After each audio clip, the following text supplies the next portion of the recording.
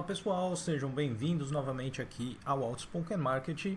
Quem vos fala é Leandro Guerra e no vídeo de hoje nós vamos ter a aula 2 do nosso curso de R para Finanças Quantitativas. Então se você está lá visitando o site do Outspoken Marketing, outspokenmarketing.com, você pode vir aqui no menu aqui do lado, você vai encontrar, além do conteúdo do blog, do e-book, o link para o curso de R de Finanças Quantitativas, em que você aqui vai poder fazer o download do material de apoio, do arquivo de cada aula e de tudo que eu vier adicionando aqui como material para vocês. Nessa nossa segunda aula, nós vamos falar sobre duas coisas bem interessantes, que são as sequências e os vetores lógicos. Só corrigindo esse errinho de digitação aqui. Começando então pelas sequências, o que é exatamente uma sequência aqui dentro do R?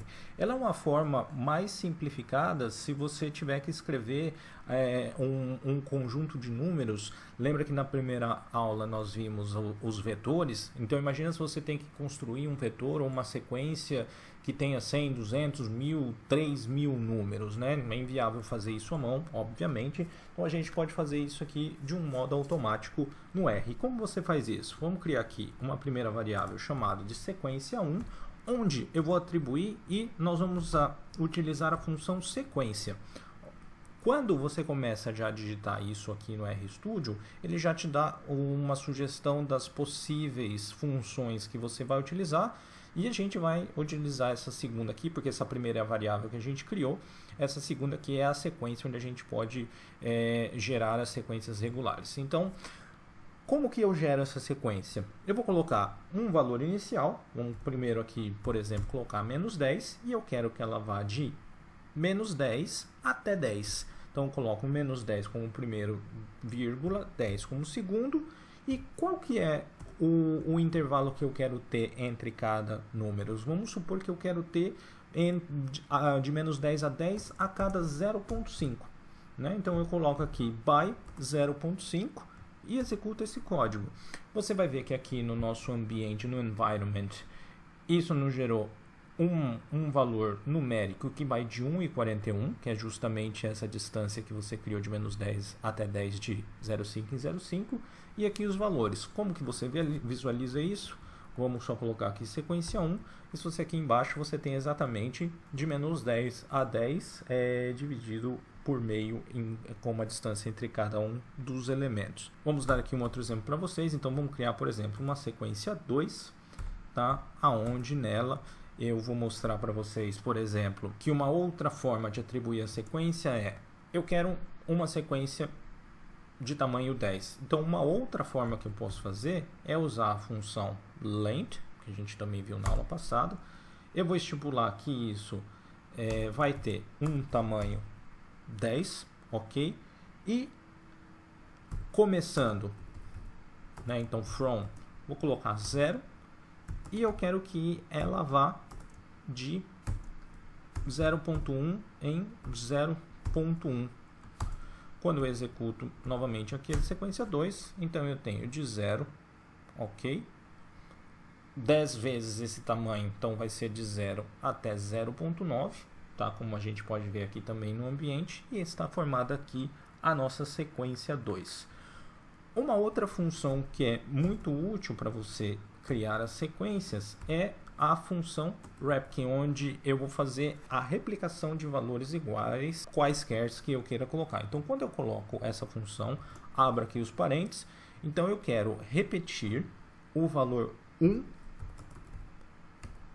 1000 vezes. Tá? Quando eu executo esse código e mostro aqui para vocês, a gente tem 1000 vezes o número 1 repetido. Isso é muito útil quando a gente entra lá na parte de modelagem, quando você tem que fazer a criação de vetores, trabalhar com a sua base de dados, quando estiver desenvolvendo os modelos matemáticos, tá, pessoal? Então, não estou aqui falando coisa que não vai ser usada, coisa aleatória. Tudo isso vai fazer ainda mais sentido lá na frente. Como que você interpreta essa visualização aqui no console? Esse número que aparece aqui entre esse parênteses quadrado, né, o que você vai ter? Ele é a posição. Então começa sempre no 1 em R, tá? Então eu tenho aqui da posição 1. Então ele está mostrando para mim nessa linha 61 elementos, porque aqui ele já está começando na posição 62, posição 123 e assim por diante, até a última linha aqui em que ele começa na posição 977. Fechado, pessoal? O outro tópico da aula de hoje são os vetores lógicos. Os vetores lógicos, tais quais esses numéricos, eles vão permitir a operação de resultados ou variáveis lógicas, né, melhor dizendo. Eles podem assumir dois valores, o true, verdadeiro, ou o falso, false. Como que você faz a atribuição de um vetor lógico? Então eu tenho, por exemplo, o meu vetor V1, eu atribuo true, você vê que até que ele fica aqui com uma corzinha diferente, e ele já está atribuído aqui embaixo. Como que eu faço esse jogo de atribuição? Por exemplo, eu quero que o vetor 2 ele receba o valor se 23 é maior do que 50. Não é, certo? Então, obviamente, o valor V2 aqui vai receber falso. Quais são os operadores lógicos que vem naturalmente acompanhado desses vetores? Você vai ter o menor, menor ou igual, maior, maior ou igual, perdão, maior ou igual, o igual como si próprio e o valor de diferente, certo?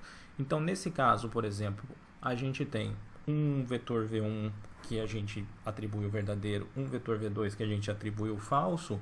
Vamos ver aqui, V3 vai receber V1 é diferente de V2? Obviamente que sim. Então, o nosso valor V3 vai receber... Opa, perdão. Não executei aqui. Agora sim. Como V1 é diferente realmente de V2, ele recebe aqui o valor verdadeiro. A gente pode também trabalhar com aquelas funções lógicas que nós vimos na escola. Então, por exemplo, o V4 ele pode receber V3 ou V2, ou seja, eu vou fazer uma operação ou entre verdadeiro e falso, vai sempre me retornar verdadeiro. Então, o meu valor aqui de V4 vai ser verdadeiro. E se eu fizer um V5, tá? Como mais um exemplo, aqui no caso o operador lógico E, V3 verdadeiro e V2 falso, vai me retornar naturalmente que V5 é falso. Então você pode aí consultar aquilo que a gente viu em cursos de lógica ou na escola, que é o que a gente chama de tabela verdade. Então você pode executar os cálculos lógicos, as operações lógicas de uma tabela verdade, utilizando esses símbolos aqui do R. Beleza, pessoal? Um grande abraço. Se você ainda não está inscrito, se inscreve aqui no nosso canal. Muito obrigado por acompanhar e deixe aí qualquer dica e comentário e também indique o canal aos seus amigos. Um grande abraço e até a próxima aula aqui no nosso curso. Tchau, tchau.